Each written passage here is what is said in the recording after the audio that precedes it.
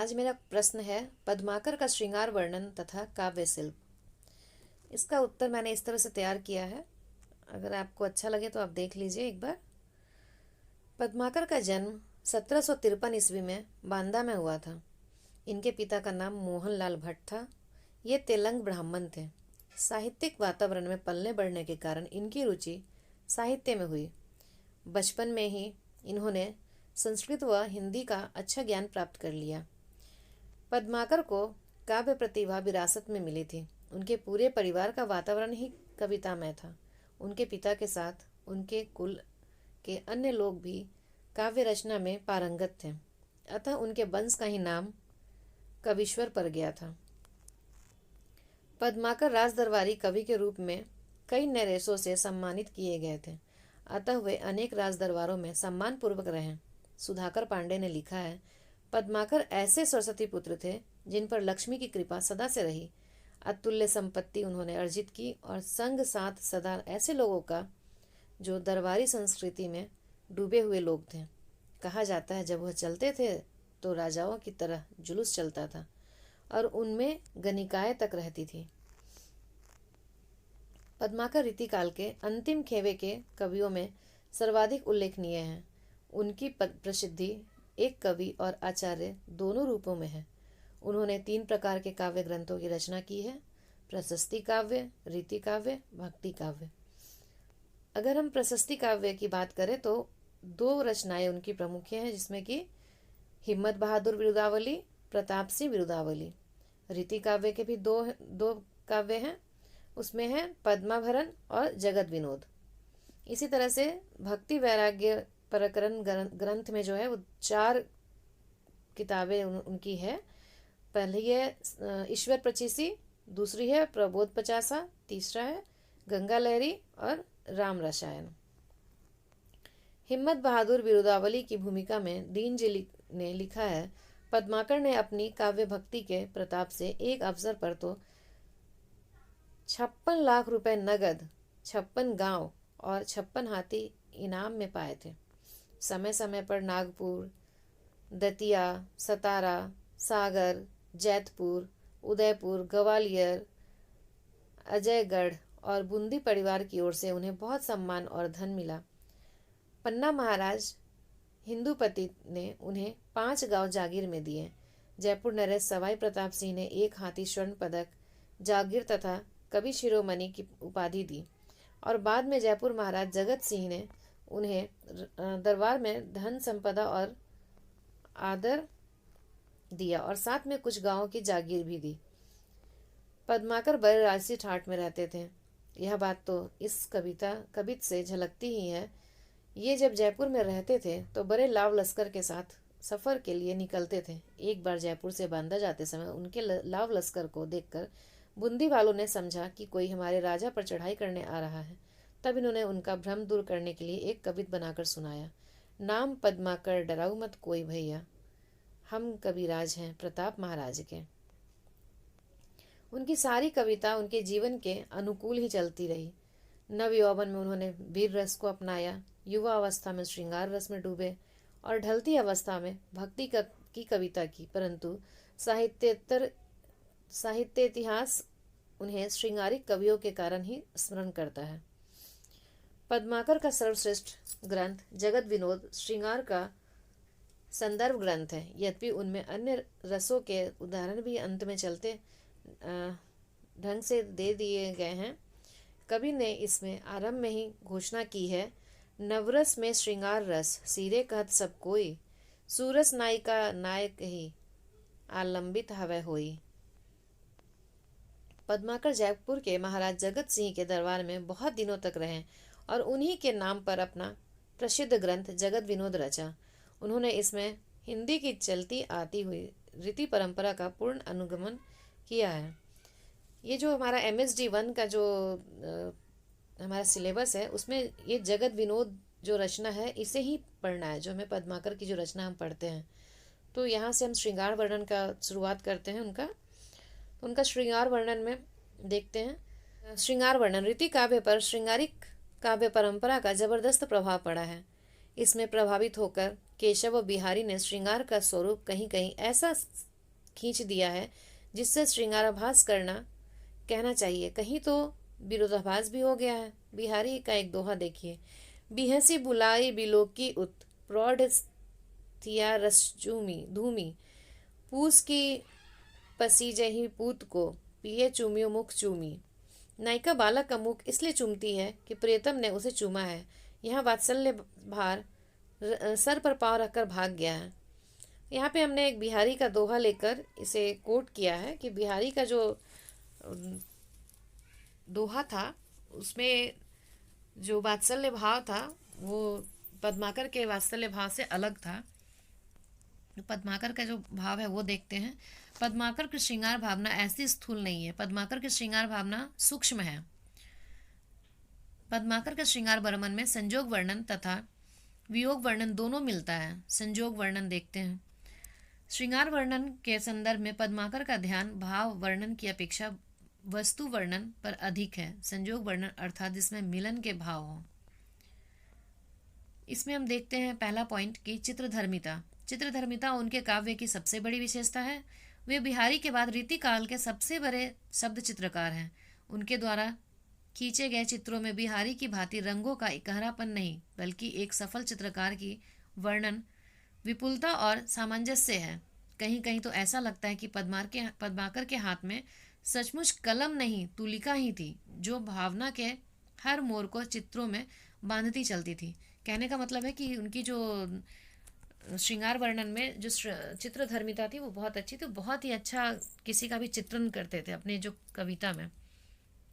यहाँ देखते हैं, आई खेली होरी धर नवल किशोरी कहू, बोरी गई रंग मो सुगंध झकोरे है। नायिका होली खेलकर आई है, वह अपनी रंग भरी चुनरी निचोड़ रही है।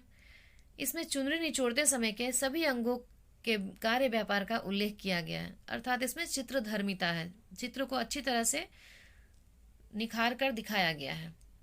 रूप चित्रण, उन्होंने सवैयों व कवितों का विस्तृत क्षेत्र लिया, इसलिए उनके चित्र बहुत साफ उतरे हैं। गणिका का यह रूप चित्रण देखिए। एक पग भीतर सु एक देहरी पे धरे, एक कर कंज कर, एक कर है किवार पर। गणिका का स्वरूप इसमें बहुत साफ दिखाई पड़ता है। प्रातःकाल वह द्वार पर एक हाथ रखे दूसरे हाथ में कमल का फूल लिए खड़ी है। तो जो उसका जो नायिका जो है और उसका जो रूप चित्रण है, उसका जो खड़ी है और वो सुंदर जो दिख रही है, उसका इतना अच्छा चित्रण दिखाया गया है। तो पद्माकर में रूप चित्रण भी बहुत अच्छे से किया गया है। रीतिकाल में बिहारी भी एक सधे हुए शब्द चित्रकार है, पर कहीं कहीं जगह न मिलने पर उन्हें इसमें सफलता नहीं मिलती। विस्तृत क्षेत्र न मिलने पर वैसा चित्रण नहीं कर पाए हैं जैसा पद्माकर के यहाँ है। यहाँ भी बिहारी से कोट किया गया है पद्माकर को, तो इससे अच्छा आंसर बन जाता है। घनानंद के यहाँ नारी का रूप चित्रण में अंतःकरण की प्रधानता है। बिहारी के यहाँ अंतःकरण कुछ गौण है तो ब्रह्म रूप ही प्रधान हो गया है, परंतु पद्माकर के यहाँ अंतःकरण और ब्रह्म रूप में समस्थिति है या शुद्ध ब्राह्य चित्रण है। और यहाँ पर घनानंद से यहाँ पे तुलना की गई है कि उनका जो रूप चित्रण है वो अंतःकरण की प्रधानता है, और बिहारीकरण के यहाँ अंतःकरण कुछ गौण है तो कुछ ब्रह्म रूप ही की प्रधानता हो गई है। लेकिन जो पद्माकर है उनके यहाँ अंतःकरण और ब्रह्म रूप में समस्थिति, मतलब दोनों में एक तुलनात्मक तरीके से उसको मैंने बैलेंस करके चलाया है जो पद्माकर का जो साहित्य है, और वो शुद्ध ब्रह्म चित्रण है। जीवन के उल्लास, पद्माकर हास्य विलास में जीवन के कवि थे, इसलिए उनकी कविताओं में जीवन के उल्लास और मधुर पक्ष की बड़ी मनोहारी व्यंजना हुई है। यहाँ पे हम कहें तो देखा जा सकता है कि उन्होंने होली का चित्रण और जो भी जीवन का जो उल्लास होता है, रस रंग होता है, सारी चीज़ों को उन्होंने समाहित किया है अपनी कविताओं में। फिर नैतिक प्रेम, यहाँ पे हम कह सकते हैं कि पद्माकर का प्रेम नैतिक था, उसमें अनैतिकता नहीं थी। पद्माकर की श्रृंगार भावना उच्च श्रृंखला या अनैतिक नहीं है। उन्होंने पति के गर्भ का एक अच्छा छंद रचा है। पति को पति नैहर नहीं जाने देता, पत्नी को पति नैहर नहीं जाने देता। यद्यपि वहाँ के लोग नायिका के लिए दुखी हैं, और तो मोही सबे दुखरी यही मायके जान न देते। पति प्रेम की बेजोर व्यंजना इस रवैया से होती है। यहाँ वर्णनीय सामग्री साधारण जीवन से ली गई है। मेला उत्सव, पद्माकर ने मेला उत्सव, तीज त्योहार, होली, दिवाली आदि को भी बहुत ही सुंदर तरह से व्यंजित किया है। इस संदर्भ में यह सवैया देखें। फागु की भीरे अभिरन में गही, गोविंदे ले गई भीतर गोरी, नैन नचाई कहो मुस्काई लल्ला फिर अयु खेलन होरी। यह सवैया अपने रस प्रवाह और अभिमा भंगिमा वैशिष्ट्य के कारण काफी लोकप्रिय है। अब हम इसका वियोग वर्णन भी देखते हैं। पद्माकर के श्रृंगार वर्णन की सबसे बड़ी सीमा यह है कि उनके यहाँ संयोग श्रृंगार का विशेष विस्तार है। प्रबलंब वियोग का उतना नहीं, किंतु पद्माकर ने जहाँ रीतिकालीन लीक से हटकर वियोग का चित्रण किया है वहाँ रसात्मकता और नवीनता आ गई है। कहीं कहीं उनका वियोग वर्णन ऊहात्मक यानी बोरियत से भरा हुआ हो गया है। उदाहरण, बाबरी दुहाई तो बुझाई न बुझेगी केरी फेरी, नेह भरी नागरी की देह दिया बाती सी। मुग्धा के विरह का वर्णन देखिए। भरती उपासन मृग दृग भरती करती गेह के काज, पल पल पर पीरी पड़ती परिलाज के राज। यहाँ पे कवि ने दिखाया है कि जो नायिका है वो अपने घर का काम करती है और लाज के मारे वो कुछ बोलती नहीं है, और जो पति से विरह के कारण उसका जो रूप है वो पीला पड़ता जा रहा है। लाज के अधिक के कारण मुग्धा नायिका हृदय की बात किसी से कह नहीं सकती। घर का काम करते हुए वह एकांत में आहें भरती है, रो भी नहीं पाती, केवल आंखों में आंसू भरकर रह जाती है। अपनी व्यथा को छिपाने में वह प्रयत्नशील तो रहती है, परंतु देह का पीला पड़ना कैसे छिपाए। प्राकृतिक वर्णन, श्रृंगार के प्रकरण में उद्दीपन के रूप में पद्माकर ने षड ऋतु वर्णन भी किया है। यहाँ प्राकृतिक साध्य नहीं, साधक बना। पद्माकर वस्तुतः मानव सौंदर्य के चितेरे कलाकार थे। उन्होंने प्राकृतिक चित्रण में अत्यधिक रुचि नहीं थी। उदाहरण, कूलन में केली के कहारन में कुंजन में क्यारिन में कलियन कली किलकंत है। इसमें यह तो मालूम होता है कि सर्वत्र वसंत छाया हुआ है, पर यह वसंत का कोई संश्लिष्ट चित्र नहीं उपस्थित करता। इसके विपरीत निराला का वसंत गीत सखी वसंत आया वसंत का एक संश्लिष्ट चित्र उपस्थित करता है। यहाँ पे निराला से कोट किया गया है, तो इस तरह से प्रश्न का उत्तर जो है वो अच्छा हो जाता है। शुक्ल का मानना है कि काव्य में अर्थ ग्रहण मात्र से काम नहीं चलता, बिंब ग्रहण अपेक्षित होती है। तो शुक्ल जी का भी यही मानना है कि काव्य में केवल अर्थ से काम नहीं चलता। जो हम अगर प्राकृतिक का चित्रण कर रहे हैं तो उसमें बिंब, उसको पढ़ने से वो चित्र दिखना चाहिए कि वहाँ पे क्या दिख रहा है, क्या हो रहा है। किंतु पद्माकर के प्राकृतिक चित्रण में मनोयोग नहीं है तथा बिंब ग्रहण भी दिखाई नहीं पड़ती। उसके बाद लोक जीवन का चित्रण। रीतिकाल में लोक जीवन के विभिन्न पक्ष सर्वथा उपेक्षित हैं। आश्रयजीवी कवियों के यहाँ यह स्वाभाविक ही था। पद्माकर भी इसके अपवाद नहीं है। फिर भी पद्माकर में लोक जीवन का सीमित अर्थों में चित्रण देखा जा सकता है। पद्माकर के प्रशस्ति काव्य और भक्ति काव्य में भी लोक जीवन की अनुगुंज सुनी जा सकती है। वीर काव्य और युद्ध। डॉक्टर बच्चन के अनुसार प्रताप सिंह विरुदावली वायवीय प्रशस्ति है, वास्तविक युद्ध कोई नहीं है, सिर्फ युद्ध का शाब्दिक व्यायाम है। कहीं हाथियों का वर्णन तो कहीं ऊँटों का। किताबी घोड़ों का वर्णन अत्यंत उबाऊ है। हिम्मत बहादुर बिरुदावली में अर्जुन सिंह और हिम्मत बहादुर के बीच हुए युद्ध की फरकती भाषा में वर्णन है। कहने का मतलब है कि वीर काव्य जो था उनका बहुत ही सटीक नहीं था, वो उबाऊ था। भक्ति भावना। अपने जीवन के संध्या काल में पद्माकर का भी कुछ अन्य श्रृंगारिक कवियों की भांति वैराग्य और भक्ति की ओर झुकाव हुआ।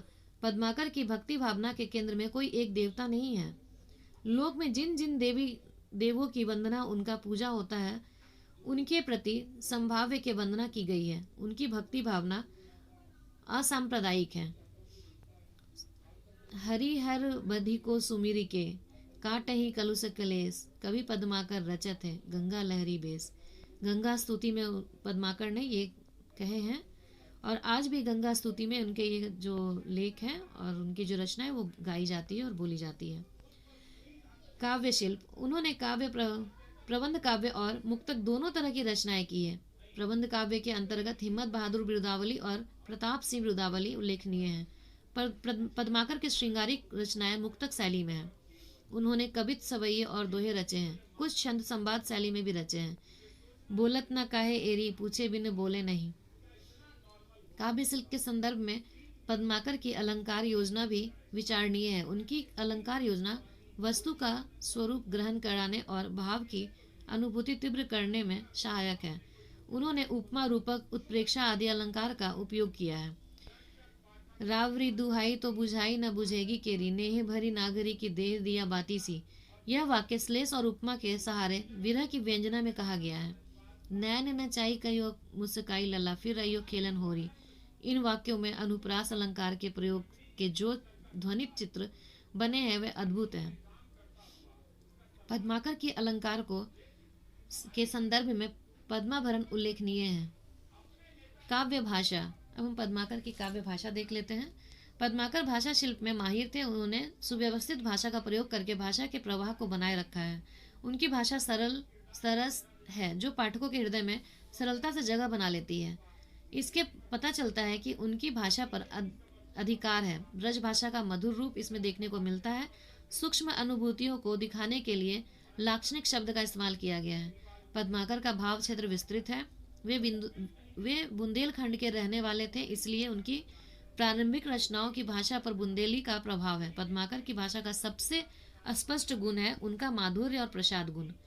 माधुर्य की दृष्टि के लिए पद्माकर प्रायः अनुप्रास का सहारा लेते हैं। अनुप्रास के प्रति उनमें अत्यधिक मोह दिखाई देता है। वीर रस के प्रसंग में उन्होंने ओज मेहता का भी अच्छा निर्वाह किया है। इस तरह से हम निष्कर्ष देखते हैं कि पद्माकर के गंगा लहरी के होर में ग्वाल ने यमुना लहरी तथा लच्छी राम ने सरयू लहरी लिखा है। पद्माकर को आखिरी दिनों में कुष्ठ रोग हो गया था, जिसके निवारण के लिए वे कानपुर के गंगा तट पर गंगा लहरी की रचना की। हरिहर विधि को सुमिरी के, काटही कलुष क्लेश, कभी पद्माकर रचत है गंगा लहरी बेस। अतः गंगा तट पर ही उनका देहांत हो गया। बिहारी के बाद ऐसा सजीव मूर्ति विधान करने वाला रीतिकाल में पद्माकर के अलावा कोई कवि नहीं। इनके यहाँ कल्पना के भी सुंदर कोमल भाव तरंग का स्पंद है। वही भाषा बहुत ही चलती, स्वाभाविक और साफ सुथरी है। तो आपको अगर ये पसंद आता है तो आप ज़रूर इसको देखिए और दूसरे लोगों के साथ शेयर कीजिए, जिससे कि उनको भी इस नोट से फ़ायदा हो और परीक्षा में लिखने के लिए अच्छा खासा तैयार किया हुआ नोट्स मिल जाए। और आपके एग्ज़ाम के लिए आपको बहुत बहुत शुभकामनाएं।